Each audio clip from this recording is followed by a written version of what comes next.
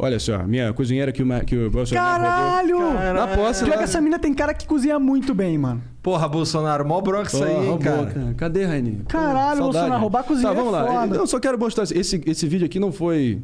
Tá tocando o volume? Não tá. Põe na TV. Na TV? Não. Põe Aumenta o volume aí. Volta aí, Bom, volta. isso aí na minha sala. Para pra pensar. Na minha sala, vídeo que não foi ao ar, mas pra mim é muito revelador, né? Tá tocando? Não tô ouvindo. Não tô Eu tô ouvindo. ouvindo também não. Não tá tocando. Pô, tu é burrão, hein, Jean? Pô, Jean. Caralho. Jean, burrão, hein, Jean? Moral, burrão, mano. Sempre tem uma desculpa. É, mas... Ah, agora Ah. foi.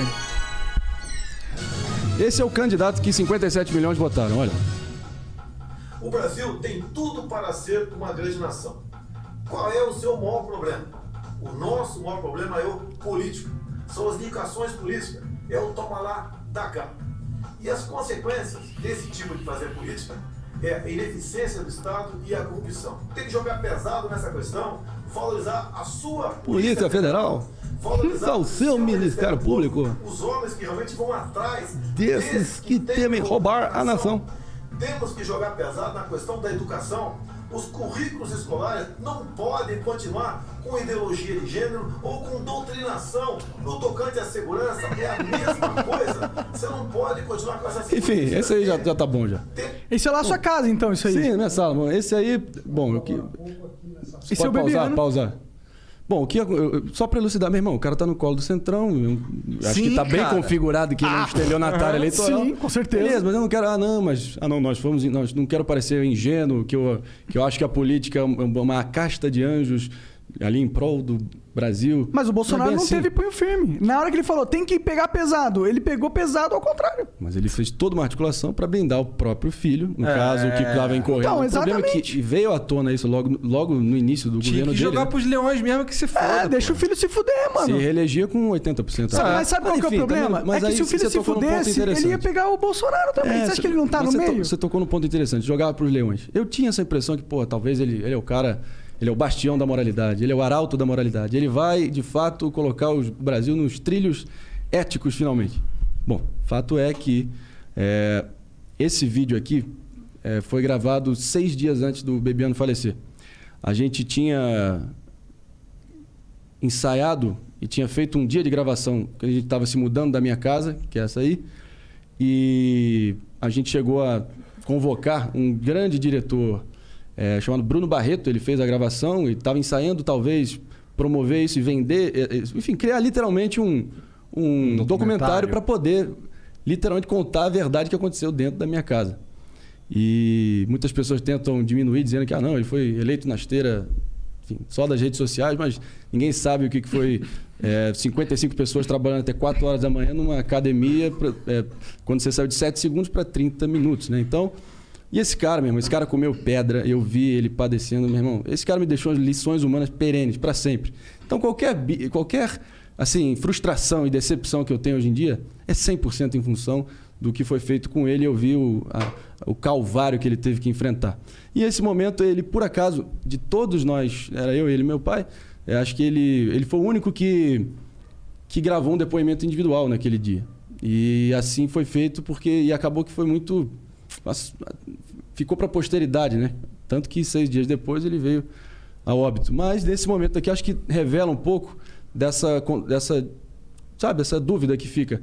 Será que o Bolsonaro de fato é o La Família é primeiritar, que tem que prevalecer a família? Ou ele seria o cara que teria grandeza e cortaria na própria carne? Então acho que esse depoimento é um pouco longo, mas acho que é bem revelador. Eu acho que em primeira mão aqui no Flow eu estou mostrando aqui. Eu quero ver também, eu tô curioso.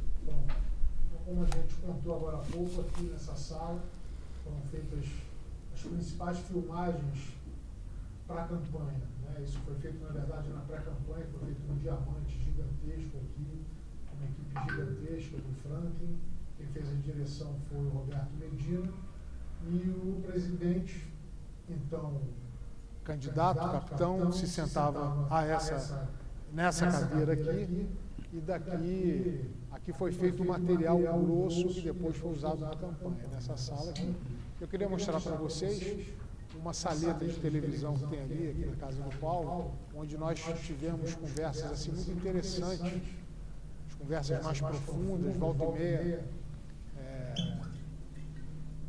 Tínhamos um papo mais reservado por conta dos acontecimentos que ia se desenrolando, né, durante a campanha. Então, toda vez que a gente precisava bater um papo privado, era aqui.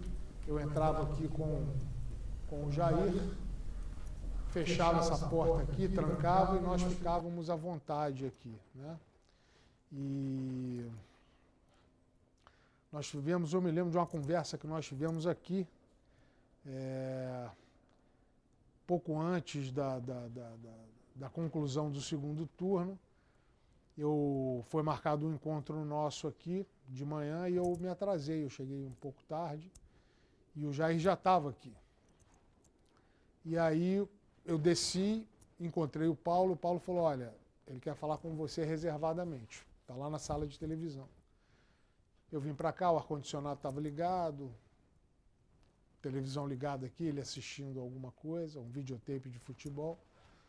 Essa porta eu fechei, tranquei, eu me lembro que ele estava sentado aqui, eu puxei essa banqueta e eu me sentei aqui, de frente para ele sentado ali. Eu também queria conversar, eu já vinha pensando em ter uma conversa com ele. Eu me sentei aqui nesse puff e assim, muito próximos, né? Ele sentado aqui nessa poltrona. Eu me lembro que eu me debrucei aqui e a conversa começou e ele virou para mim e falou assim, Gustavo, você está isso aqui para se tornar o próximo ministro da Justiça. Só que você precisa alongar o seu pavio, você tem um pavio muito curto. E no mundo político você tem que ter muita tolerância, você não pode pisar no calo de um deputado federal, de um senador, porque um movimento errado desse pode abrir uma crise com um final imprevisível para o governo, né? Então, eu confio em você, me fez muitos elogios e disse que eu estava assim para ser o próximo ministro da Justiça. E já havia um zum nesse sentido, eu nunca tinha pedido nada para ele. Na verdade, essa ideia nasceu, eu não sei se foi da cabeça do deputado Julian Lemos, quem foi, havia um zum, mas nunca tínhamos tido uma conversa assim de forma direta. E nesse dia eu falei para ele que eu não sabia se eu estava preparado para a função, não sabia se era isso que eu queria, não sabia se seria essa a melhor contribuição que eu poderia dar para o meu país e para o governo dele. Botei as mãos assim, uma mão em cada joelho dele aqui e disse assim, capitão, só tem uma coisa que eu lhe peço, eu não faço questão de nada, eu nunca lhe pedi nada, mas tem uma coisa que eu quero lhe pedir, lhe dizer, a única coisa que eu não estou preparado é para ser deixado pelo caminho. Eu gosto de servir, mas eu não estou disposto a ser usado. E em alguns momentos fica uma pulga, uma dúvida, uma pulga atrás da orelha, se eu estou sendo usado ou não, porque eu estou me doando faz 2 anos. E mencionei alguns episódios que estavam me desagradando naquele momento. E ele deu a palavra de honra dele que isso não aconteceria, que ele, como bom militar, com uma formação, né, o caráter forjado pelas Forças Armadas, que ele jamais deixaria um soldado pelo caminho. Dito isso, eu falei para mim, está tudo bom, eu quero ajudar da melhor forma, estou pronto para jogar em qualquer posição. Eu só não estou pronto para ser deixado pelo caminho. E essa foi uma das conversas que houve. Eu me lembro de uma outra conversa, dessa vez ele estava sentado ali, no sofá, nessa parte de trás. E nesse dia estávamos eu, ele e o hoje deputado Julian Lemos da Paraíba, que foi uma das pessoas que mais se dedicou, que mais ajudou o presidente, mais ajudou o Jair a chegar lá, né? O Julian coordenou a campanha em todo o Nordeste, foi precursor naquela região, que é muito difícil, né? Uma região tradicionalmente do PT. estávamos nós 3 aqui. E num dia anterior, o Carlos tinha irritado muito a todos nós por conta de ataques infundados, gratuitos, que ele tinha feito nas redes sociais em relação a uma série de pessoas, inclusive pessoas da equipe de comunicação, que trabalhavam muito aqui para que o projeto fosse bem sucedido. E o Carlos disparou a metralhadora giratória por conta de ciumeira. E nesse dia o Jair virou para mim e falou assim: "Ô, Gustavo, processa ele. Processa ele." E eu disse para ele: "Capitão, seus filhos não. Os seus filhos não." E ele disse: "Mas o moleque tem que aprender. Está na hora dele aprender." Talvez eu tivesse sido um acerto ter seguido a orientação dele, processado o Carlos, talvez se ele tivesse tomado um susto, amadurecesse um pouco, porque ele não tem a mínima ideia do mal que ele faz às pessoas. Mas, enfim, houve várias conversas aqui, toda vez que era preciso, como eu disse, um papo mais privado, tratar de um assunto com maior reserva, nós vínhamos para cá, fechávamos essa porta e conversávamos aqui. Além disso, principalmente depois da facada, aqui era o lugar em que ele dormia, ele descansava depois do almoço. Ele precisava repousar, não dava para manter o ritmo frenético que nós imprimíamos antes do incidente, da facada. Então, invariavelmente, ele chegava aqui no final da manhã, início da tarde, almoçava, depois sentava aqui, nós botávamos futebol para ele assistir, fechávamos as cortinas, ligávamos o ar-condicionado e ele dormia aqui, descansava até estar recuperado para continuar as entrevistas e gravações e tudo mais. E 6 dias depois ele veio a falecer com um ataque cardíaco fulminante em Teresópolis. E essa parada aí? O que vocês pensam sobre isso? Bom, eu acho que é normal, coisa da vida? Fica permanente dúvida na minha cabeça se ele é capaz de tacar um filho dele para os leões. Acho que isso está claro que não é o caso. Na mesma medida que ele, no momento reservado com o braço direito dele naquela época, foi capaz de sugerir e até de incentivar um interessante processo. Isso. Eu acho que ele é um puta cara atormentado, entendeu? Eles vivem ali num síndrome de conspiração permanente, achando que... Faz sentido. Entendeu? E tem muita coisa mal resolvida no passado deles, mas também não vou ficar aqui bancando psicólogo. O fato é o seguinte, no plano moral, o que esse cara fez... Eu fui testemunho ocular 2 vezes durante a campanha, na minha casa, o Bolsonaro ali num momento singelo mesmo, assim.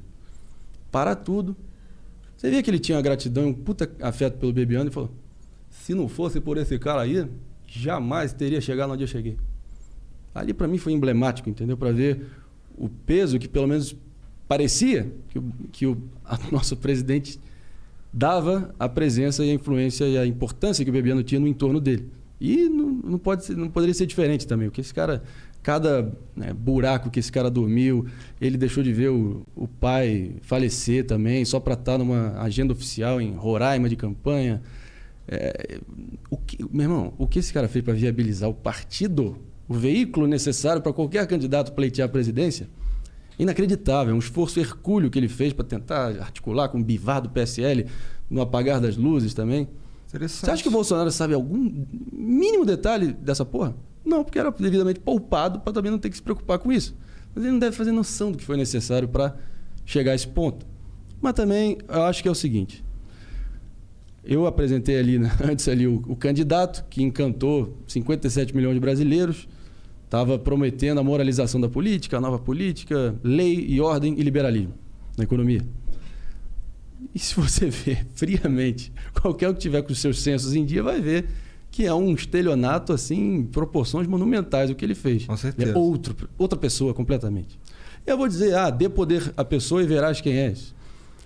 O poder corrompe absolutamente. Tem as frases aí que perduram os anais da história que podem tentar explicar isso, mas eu acho que ele é uma pessoa falha no plano moral e, ao mesmo tempo, ainda tenta se erguer como tiozão, turrão, eu acho autêntico. Que ele tá numa de se manter no poder de qualquer maneira. E justo. Acho que, enfim, legítimo. Mas o que foi necessário para ele tentar viabilizar essa situação é que, qualquer um que votou nele, foi o seguinte, 57 milhões de credores do Bolsonaro, tá? Óbvio que ele ainda retém uma parcela significativa desse montante, mas, pelo amor de Deus, tem uma parcela bem considerável que talvez só num cenário, de novo, do binarismo, da dicotomia que é, inclusive, PT-Bolsonaro, o que está sendo proposto que está ensaiado novamente, no momento, Mas, enfim... Nossa, se for Bolsonaro e Haddad de novo, eu vou Mas o que eu tenho muito ressaltado aqui é o seguinte, do meu lado, acho que o que deixou a maior frustração foi ver o que esse cara padeceu até ele chegar onde ele chegou. Meu irmão, foi desumano. Tu acha que o Bolsonaro deixou ele pelo caminho? Quê? Pô, acho que tá nítido isso. Ele entregou ele pras hienas. Porque supostamente ele estava achando que ele estava confabulando com algum executivo da Globo para tentar fazer uma articulação ali, propositiva para tentar, sabe, remediar ali, ter uma relação institucional que seja com o maior veículo de comunicação do Brasil, que ele não tinha marcado de fato a reunião. Reunião essa que ele usou de pretexto para dinamitar o Bebiano, que acho que o general Heleno, um mês depois, fez exatamente a mesma reunião. E ele foi achincalhado, jogado para as traças. Enfim, o que eu extraí de toda essa experiência, meu irmão. E, de novo, não tem nenhum ginasiano aqui. Não tem nenhum usa óculos cor-de-rosa achando que vai ser mil maravilhas nem nada. A gente sabe que a política é esporte de contato, mas ao mesmo tempo tem valores humanos básicos, elementares, essenciais, de decência, de mínima gratidão, que ele feriu num grau, meu irmão, que eu nunca vi e espero nunca mais ver na minha vida.